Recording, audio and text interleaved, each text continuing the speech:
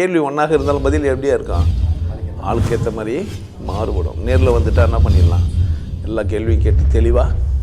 அதுக்கு தான் சத் சங்கம். என்னுடைய நோக்கம் எல்லாம் மனிதர்கள் எல்லாம் மகிழ்ச்சியாக இருக்கணும், அவ்வளோதான். மற்றவருக்கு மனசு இருக்குது, படிக்கலாம். அதெல்லாம் இது நிறைய முயற்சி செஞ்சால் நடக்கும். அதுக்கு நீங்கள் பயிற்சியெல்லாம் செஞ்சீங்கன்னா நடக்கும். ஒரு சீட்டு கட்டை 2 பேரும் வச்சிங்கன்னா பக்கத்து ரூமில் இருந்துன்னு நீங்கள் எந்த சீட்டு கட்டை தேர்ந்தெடுக்கிறீங்கன்னு 2 பேருமே பேசினே இருந்தீங்கன்னா ஒரு நாள் 2 பேரும் ஒரே நம்பரை தேர்ந்தெடுப்பீங்க, ஒரே மாதிரி டிக்ளேர் பண்ணுவீங்க. அதுலேருந்து கொஞ்சம் கொஞ்சமாக நீங்கள் டெவலப் பண்ணி 2 பேரும் என்னென்ன கலர் நினைக்கிறீங்களா போயினே இருந்தீங்கன்னா அம்மா யாரை பார்த்தாலுமே எது பண்ணாலும் அந்த மாதிரி நிறைய பேர் சாதிச்செல்லாம் காமிச்சிடறாங்க. ஒரு மனிதனை பார்த்து அவன் இதை நினைக்கிறான், இதை நினைக்கல, இப்படி நினைக்கிறான்றதெல்லாம் சொல்ல முடியும். ஸோ மனசை படிக்கிறோம் நம்ம. இப்போ சராசரியாக நம்ம வாழ்க்கையிலே நம்ம அப்படி தான் செஞ்சுக்கிறோம். ஒருத்தர் பார்த்தோன்னே நம்ம புரிஞ்சுக்கிறோம், இவர் நல்லவர், ஒத்து வருவார், இவர் நல்லவர் இல்லை, ஒத்து வர மாட்டார்ன்றது மனசை படிக்கிறது தான். ஒருத்தர் கூட நம்ம பழகிறதே மனசு புரிஞ்சதுனால தான். அவர் நல்லவராக இருக்கிறாரு, அவர் மனம் இப்படி சிந்திக்குதுன்றதுலாம் நமக்கு. ஒருத்தர் நம்ம முரண்படுறோம்னா அவர் சிந்திக்கிற விதத்தில் தான் நம்ம முரண்படுறோம். அதர்வைஸ் அவர் உடம்பு அவருடைய சிந்தனை, அவருடைய கருத்து சித்தாந்தங்கள்லாம் அவருது. நமக்கு பொருந்தலை, அதனால் அவர் கெட்டவருன்றோம்.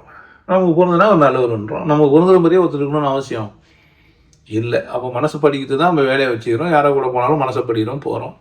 ஸோ முழுசாக 100% படிக்கல, இப்போ பாதி படித்தோம், கொஞ்சம் படித்தோம், இல்லை தப்பாக படிச்சிட்டோம். திருத்தி படிக்கிறது, நான் உன்னை தப்பாக புரிஞ்சுனேன் சொல்லுவான். ஒரு ஆள்கிட்டலாம் போயிட்டு, ஐயா நான் உங்களை தப்பாக புரிஞ்சினேன், இப்போ தான் எனக்கு புரியுது, இந்த மாதிரி நிறைய பேர் என்கிட்ட சொல்லிடுறாங்க. அப்போ அதெல்லாம் மனசை படிக்கிறது தான். இப்போ நான் வீடியோ பேசுகிறேன், நீங்கள் பார்த்துக்கிறீங்கன்னா உங்க கூட சேர்ந்து என் மனசையும் சேர்ந்து படிக்கிறீங்க நீங்கள். அது மூலமாக இது சாத்தியம், இது உண்மை. அப்படி தான் நம்ம வாழ்ந்துருக்கிறோம். இறைவனுக்கு மனசெல்லாம் இல்லை, அதனால் இறைவனுடைய மனசெல்லாம் படிக்க முடியாது. இறைவனுக்கு மனம்ன்ற ஒன்று கிடையாது. இறைவன் அப்படின்னா ஒன்றுமே இல்லாதவன். எல்லா அனுபவத்தையும் என் மூலயமா அல்லது மற்றது மூலயமா பொருள்கள் மூலயமா அனுபவிச்சுக்கிறான். எல்லா பொருளுமே உருவாக்கி கொண்டாடிக்கிறான். எல்லா பொருளையும் உருவாக்கி கொண்டாடிட்டு தனக்கு ஒரு உருவம் இல்லாமல் வச்சுனுக்கிறான். அதுதான் பெரிய விஷயம். எல்லா பொருளுக்கும் ஒரு திமிரு வந்துடுது. ஒரு நாய்க்கு பெரிய திமிரு வருது, ஒரு பூனைக்கு ஒரு திமிரு வருது, ஒரு மனுஷனுக்கு திமிரு வருது. நான் தான் சாதி நாயாளர்னு சொல்லிக்கிறான், இன்னும் கண்டுபிடிப்பாளராகிறான். இந்த மாதிரி குழப்பவாதிகளும் உண்டாக்கிறாங்க. நிறைய சயின்டிஸ்ட்டுங்கெல்லாம் பார்த்தீங்கன்னா மதவாதியாக இருந்துக்கிறாங்க. இயேசுநாதர் திரும்ப வருவாருன்னே நம்பிடுறாரு தாமஸ் ஆல்வா எடிசன். அதனால் அப்போது அறிவு, சிந்தனை இதெல்லாம் எல்லாருக்குமே இருக்கத்தான் செய்யுது. அது ஒருத்தர் படிக்க முடியுது, பொருள்களை படிக்க முடியுது. மனது மட்டும்தான் இல்லை, ஒவ்வொரு பொருளோட வினைகள் எவ்வளோ தூரம் மாறும்னு புரியுது எனக்கு. பால் நான் 2 சொட்டு புளிவோ இல்லை பழைய தயிரையோ போட்டு வச்சுட்டா மோராக மாறிடும், தயிராக மாறிட்டோன்னு எனக்கு புரியுது. இது மாதிரி பொருள்களை கூட என்னால் புரிஞ்சுக்க முடியுது. வெங்காயத்தை கட் பண்ணி வச்சா கருப்பாயிடும்னு புரிஞ்சுக்க முடியுது, எண்ணெயில் போட்டாக்கா இதெல்லாம் நம்ம மற்ற பொருள்களை புரிஞ்சுக்கிறதுனால ஏற்பட்டது தான்.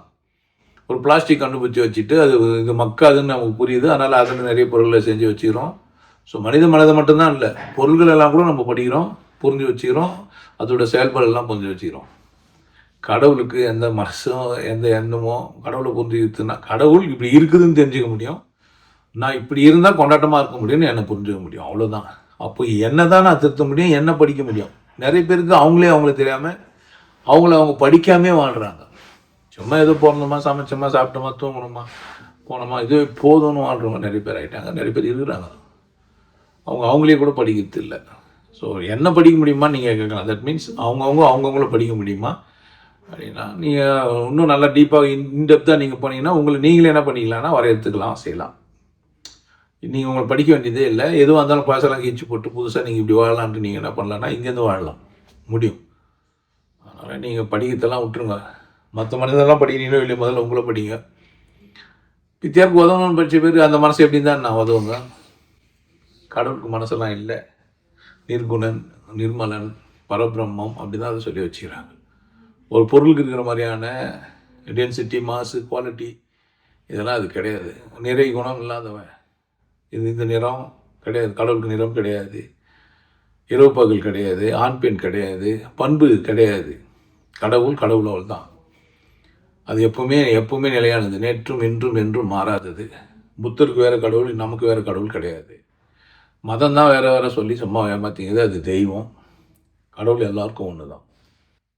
உங்களுக்கு எல்லாருக்கும் ஒரு விஷயம் சொல்கிறேன், ஆனந்த வாழ்வு அப்படின்ற ஒரு கோர்ஸ் யூடியூப்பில் போட்டு வச்சுருக்கேன். Happy life course. நீங்கள் மெம்பர் ஆனீங்கன்னா ஆனந்த வாழ்வு கோர்ஸை நேரடியாக நீங்கள் யூடியூப்பில் பார்க்கலாம். ஃபேமிலியாக டிவியில் போட்டு என்ன பண்ணலாம், எல்லாரும் ஃபேமிலியாக போட்டு பார்க்கலாம். ஒருத்தர் தான் சப்ஸ்கிரைப் பண்ணீங்க, 5 பேர் 6 பேர் என்ன பண்ணலாம், நீங்கள் அதை பார்க்கலாம். வாய்ப்பு இருக்கு, பயன்படுத்திக்கப்பா. இறைவை உணர்வோம், இன்பத்தில் கிடைப்போம்.